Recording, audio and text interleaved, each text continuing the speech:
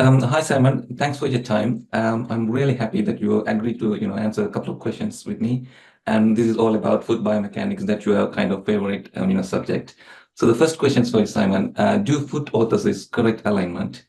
Um, if not, how do they actually work?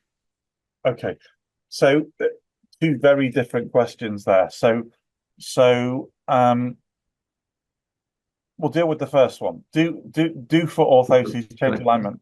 Maybe. But the important question is, should they and do they need to? So the research, the research we have and the knowledge we have and the journey we've been on as healthcare professionals for many, many years has been to try to understand these really complicated things on the end of our legs. Um, and in the 1970s, a group of amazing people in the US described, proposed a model for understanding how the foot worked, which was based on alignment. And that alignment comes from basic geometry. And the belief was that by placing something underneath a foot, it would predictably change the alignment of that foot. So that's the basis of the model. So that's a little bit like saying, and forgive the crudeness here, that the leg and the foot are like a rectangle, they're a block. And if those, or two blocks even, if those two blocks aren't perfectly straight, they might appear in different variations, and that sticking wedges under those blocks would create a position of change or correction which was predictable. So a perfectly reasonable theory if you're an architect building a brick wall. The problem is that the leg isn't a block of wood. It's not two rectangles. It's a series of bones that have cartilage inside them. And we know from loads of research studies that the bones of your foot are different to the bones of my foot, and they're different shape. Now, they might be the same, it'd probably be pretty unusual, but when we start looking at the detail of their ideas, and they said this themselves, science needed to test the concept of whether this was true or not. So the paradigm was created that insoles work by creating alignment. And it's a really sexy image to sell it because you can draw a picture of a foot or take a foot that's not straight and stick something underneath it and have the lines coming together again, and everyone goes, oh, wonderful magic, because most people understand basic geometry. Okay, most people know the Leaning Tower of Pisa probably should be straight, and we know that it's changing angle over time. All right, so do insoles change alignment? The research says sometimes, but probably not predictably.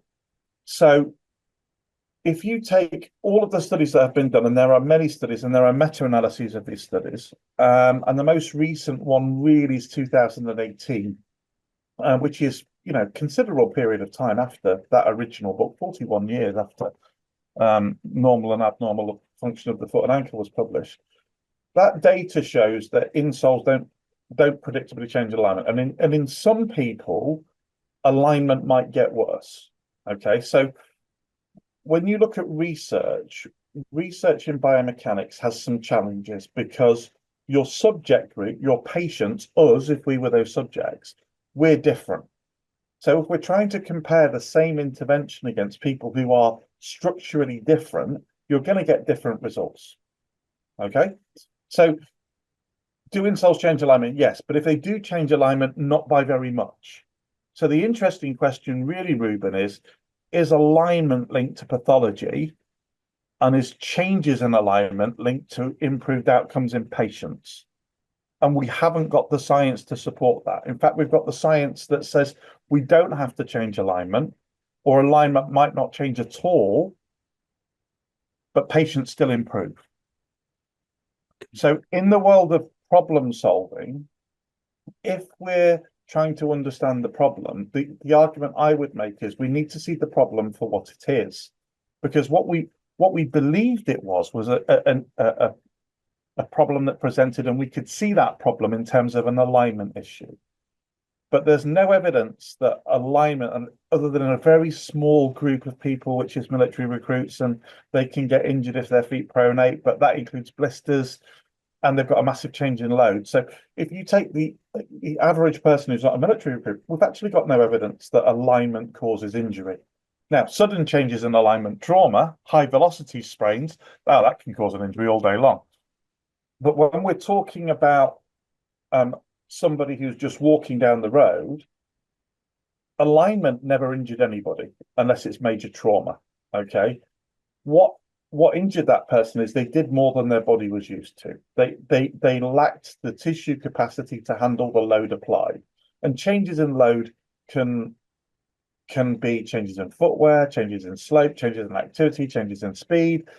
It can also be physiological changes, so that the tissue itself is changing because of obesity can change this, age can change this, systemic diseases like rheumatoid arthritis, diabetes can influence tissue's ability to handle load. But fundamentally, what we know now is that foot orthoses don't change alignment much, and it's all based on average data. And mean pooled data is fundamentally a bit of a problem. If you look at individual subject-specific data, you see a massive amount of variation and an average. So alignment, pain, not correlated. Changes in alignment, changes in pain, definitely not correlated. So there was a great study by Williams in 2003 that took a cohort of runners, and they used some devices on those people, really accurate measurements. And when they increased the wedging in those devices, they saw a significant reported outcome from those patients in terms of pain during their high load activities. But when they measured their alignment, it hadn't changed. So you don't need to change alignment, and you might not be able to change alignment with an insole very much, and you probably don't need to. But unfortunately, some people believe that alignment is a reason to make a treatment, and that's a paradigm we've got to move away from. That's a little bit like saying because someone's hair color is a certain color, it's inferior to someone whose hair color is a different color. And if the human race hasn't learned to embrace difference yet, then we're all in trouble. So that answers the first part of your question, I think, which is, do foot orthoses significantly change alignment and predictably change alignment? And the answer is no, and they probably don't need to. But you might see some people whose feet dramatically change. That's just a thing that happens sometimes. But you will see some people who don't change at all. So the next question really is, how does an insole work, right? So that is then, if alignment's not the problem, but we know people have had insoles, and there are thousands, millions of people in the world who've had insoles, and they've helped them. So if that insole didn't predictably change alignment, what did it do? Well, if you stick something underneath the foot, anything, flat piece of metal, piece of sponge, piece of rubber, it will alter the way that foot hits the ground. It might absorb some shock. If it's got some shape to it, the shape of that object underneath the foot might change the way forces go through that foot. Okay, so the soft tissue stress model was proposed a number of years ago now, and what we know is that from research now is that orthoses don't change alignment, but they change the speed that the foot moves. They change the rate at which tissues are loaded. They can influence how much muscles have to work during an activity. And as part of an overall treatment plan, they can reduce the strain in structures to allow someone to function. Now, the interesting paradigm is that this study that's come out in 2018 looked at, again, all of the literature relating to foot orthoses, and the authors were probably a bit biased. And when this came out in social media, one of the comments they made was, insoles don't work because they don't change alignment, or words to that effect. Whereas actually in their discussion, they showed that a wedge on an orthosis, significantly changed the speed at which the foot pronated a heel wedge. Okay, so insoles change forces, they change load, and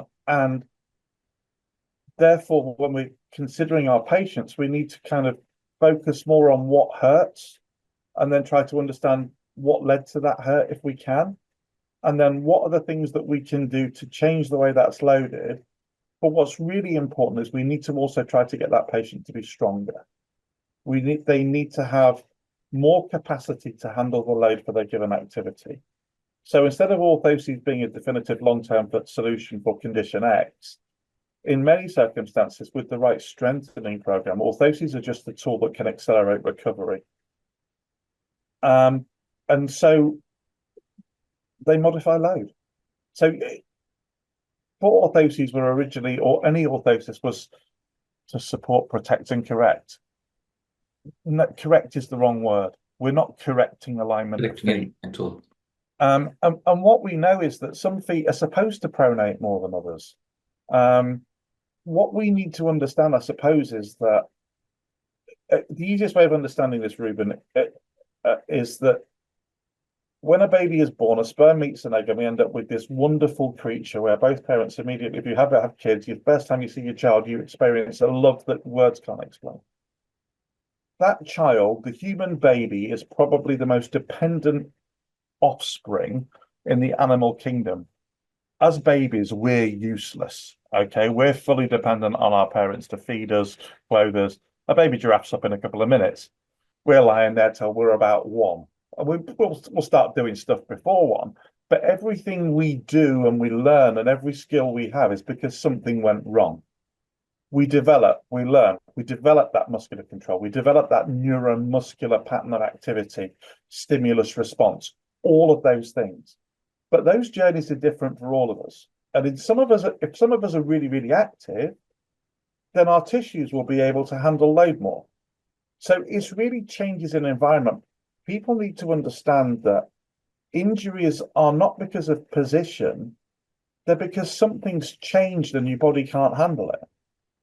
So there are loads of people out there who look at this in different ways. But actually, if you bring all of it together, it's about ensuring that a given activity that somebody is doing, they have the potential to do, and they learn to do. And if they get injured while they're doing it, how do we try to address those things that cause that injury in the first place? That's assuming our patient's healthy. Healthy tissue will only ever get injured if the forces applied to those structures are more than those structures can handle. Okay. If the tissue's unhealthy, unhealthy tissue doesn't like load. So the diabetic foot, we end up sometimes with compromised tissue. With those, our strategy is different. It's still forces, it's absolutely not position, but the biomechanics of load rate, load duration are probably far more important than talking about pressure. Pressure is easy to measure. Okay, but I think I used this analogy in conversations with you before. If you walk into a wall, the wall doesn't change. Okay, you hit that wall, it's a bit uncomfortable. You run into that wall without slowing down, it hurts. Our job is to slow stuff down, particularly during loading. Propulsion's all about stability, and therefore it's all about strength. One of the misgivings of biomechanical opinion that came in the 70s really was that the midfoot had the ability to become a rigid lever because bones locked. There is no bony lock. Stability during propulsion is created by muscles, and that may have an impact on foot position. But if you've only ever had a certain shaped foot, that foot will be tolerant to the load it's experienced in the past. It's all learned behavior. Okay. That makes sense? Makes lots of sense, yes. This makes lots of sense. What's interesting is that there are reported cases of people who have seen people with really pronated feet, whatever that means. Okay, navicular on the floor, foot posture index really high as a pronator, whatever classification you choose to term. By the way, over pronation as a term, need to stop using these terms. How much is over? Just ridiculous. My favorite one is the mega pronator or the pez pancake as flat as pancake. There are reported instances, and I've seen these, where patients have a naturally occurring, really flat foot, pronated foot, abducted forefoot, whatever that may be, and they've had an intervention, which is either orthotics or surgery, which has changed the forces through that foot in such a way that they then got injured. Because their foot wasn't conditioned to handle that load. So we have to be careful when we apply forces when we transition into things, and that's why people need to build up and use them. But we shouldn't be treating people based on our fear of alignment. It was a mistake of the First World War. And if you look through the annals of history of the foot, there's all sorts of weird experiments been done. In Great Ormond Street, they took a load of children and electrocuted their feet in paraffin oil in metal trays years ago to try to make these flat feet straighter again. And part of the driving force for that was probably that they wanted less flat feet people, so they had more soldiers for the army, because in the First World War you couldn't join the army if you had flat feet. And there's no science behind that decision-making process. So our job as scientists, the principle of evidence-based healthcare, challenge the evidence, but review it and keep reviewing it and keep challenging it. So that makes things a bit more simple, because these people who are prescribed devices thinking they were changing alignment, seeing a patient get better, that patient got better, not because the foot changed position, but because the load through it was reduced. So their tissue could handle the load.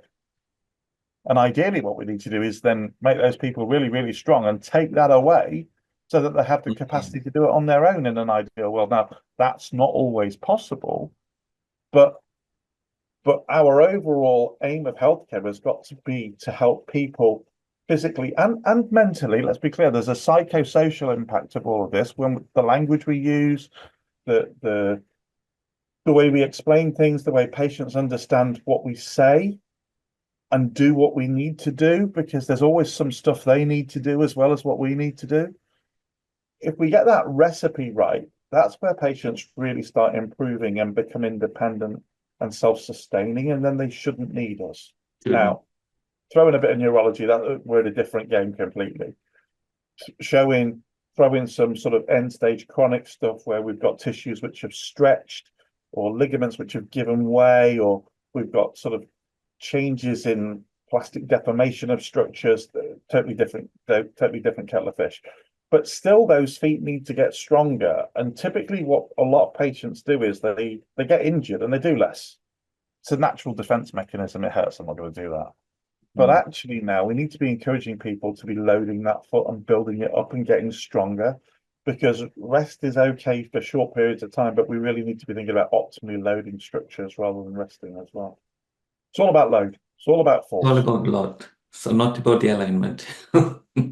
Yeah, you're not really an engineer, you're more of a Jedi, is one of my sort of things. A good clinician needs to understand the forces going through a structure when we're talking about biomechanics, and how we can influence that, and get that person more tolerant to load. And sometimes that's a conversation as well, a really difficult conversation, saying, look, we know this is uncomfortable, but you've got to work through this if you want to get better.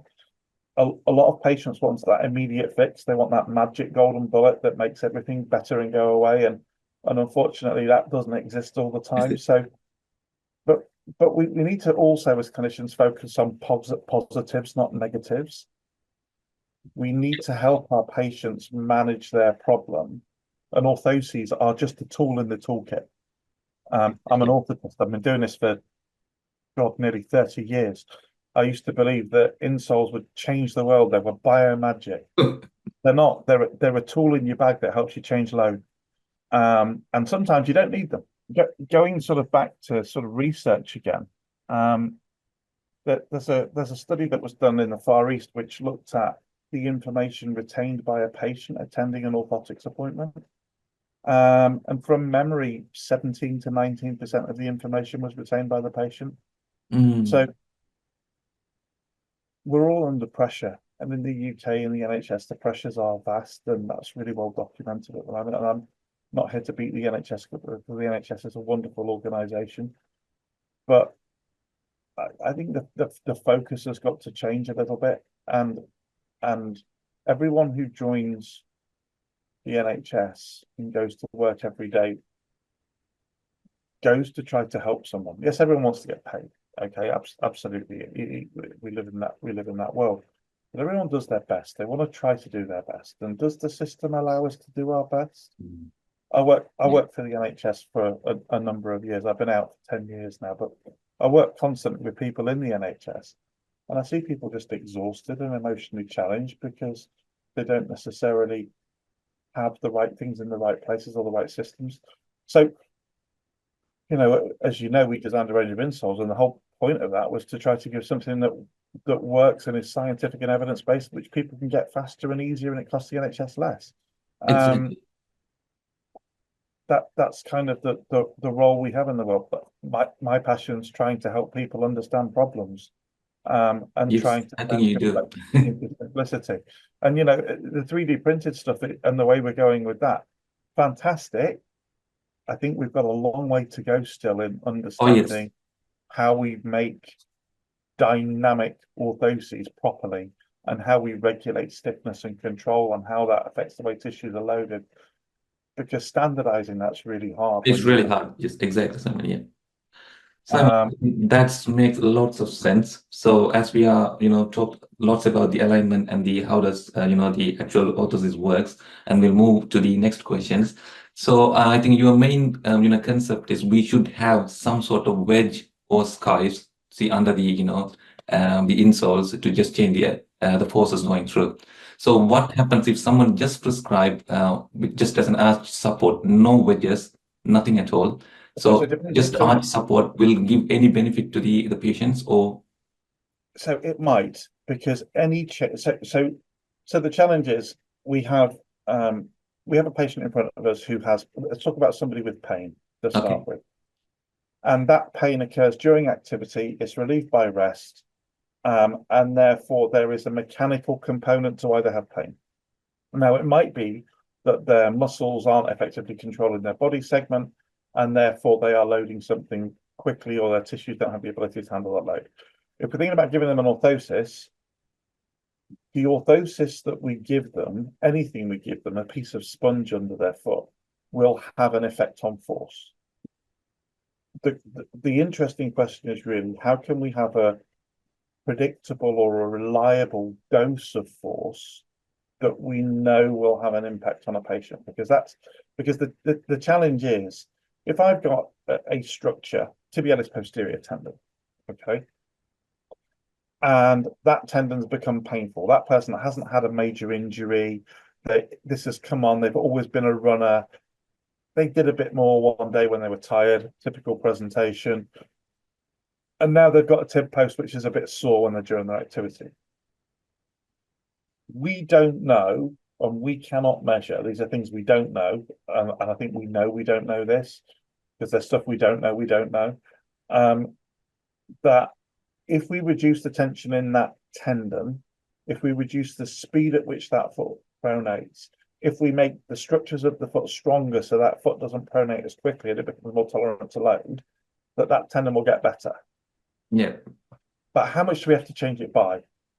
Is it 8%? Is it 30%? And that's the bit we don't know. Okay, so you've got a couple of approaches you can throw at this.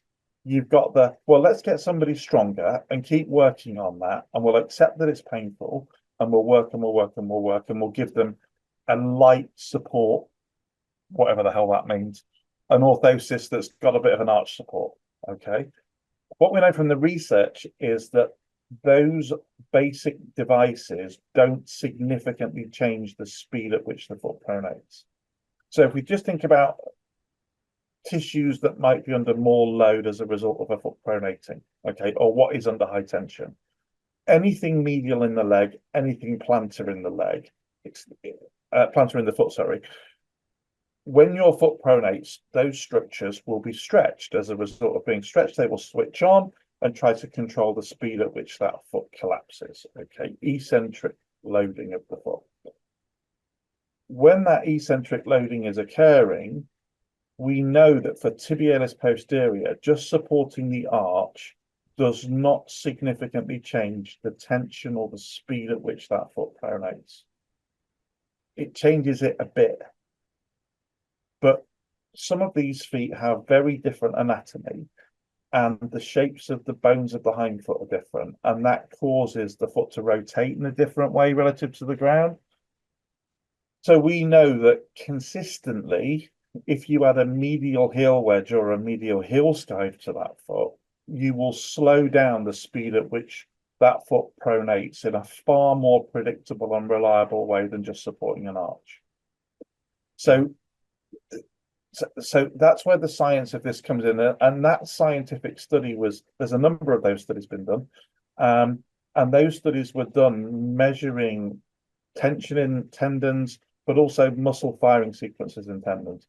And they were done using fine wire EMG. So a wire is placed into the muscle belly of tibialis posterior, and they're looking at what happens when you change the thing underneath the foot and what design features change the way that tendon is loaded significantly.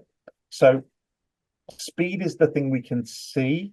So with gait analysis, we might have historically been looking at the alignment of a segment, but actually what we probably want to be looking now is for things that are moving quickly, and can we slow them down?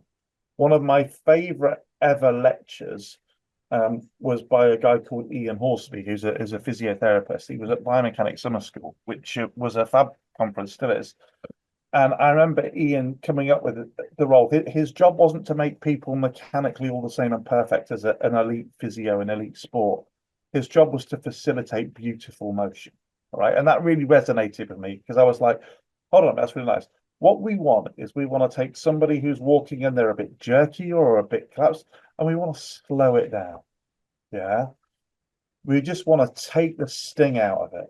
Okay. We want to stop them smashing into a wall. If it's a bone that's painful, we want to slow down the speed at which those bones smack into one another. If it's a tendon, we want to reduce the amount it's being pulled at. We want to reduce the time it's being pulled. These are things that we can directly influence. And that's where the evidence has really changed, that these design modifications we put into insoles are designed to slow things down. And if we're talking about forefoot modifications, that they're also designed to either assist the function of muscle or do things that can improve stability for propulsion. When we're walking and running, we want shock absorption as we load it. We want stiffness as we propel forward. So the foot is an absolutely unique structure of 26 bones, 33 joints, 19 muscles that allows us to have this adaptive spring that absorbs load but can create stiffness for efficient propulsion. And that's a remarkable structure, but your structure is different to mine. But what we know from that science and that study, and there's a number of studies that show this, is that when we start putting in these unique design features, what they actually do is they just change the way or the position of force relative to the foot. And that has an impact on something called moments, which are turning forces. And when we start changing turning forces, that's where we start to influence acceleration and velocity. And yeah, and that's it. If we're talking about a diabetic foot doesn't necessarily need a wedge. A diabetic foot's insole is designed to reduce the load through a given area at a given time. The thing I think that a lot of people don't think about when they treat a diabetic foot is they think about pressure, which is okay, but they don't think about how quickly does that foot hit the ground, how long does that affected bit stay in contact with the ground, and what can I do to either slow it down or load it for less time. Because that strategy is going to be far more effective than just taking the pressure off something. So, summary: MSK foot, MSK pathology, arch support doesn't do very much. It might do enough in a really small group of people. Consistent data comes with driving wedges to deliver higher doses of force with exercise to try to get people in pain in a shorter period of time, so that they can return to their activity. And it may be they just then need their device, orthosis, for really high load activity. They might just need it for running. But to start with, you may give it to them all the time until they're better, and then you condition them to load, but hopefully gradually wean them off it as they get stronger. Thank you very much, Simon. I think the answers are quite, promising, and then people who ever listen to this, on the LinkedIn would have a kind of a, idea about how we can prescribe the orthosis better. Or I think we can just make a even small impact on their decisions, I guess. I really appreciate the conversation. Thank you. My pleasure.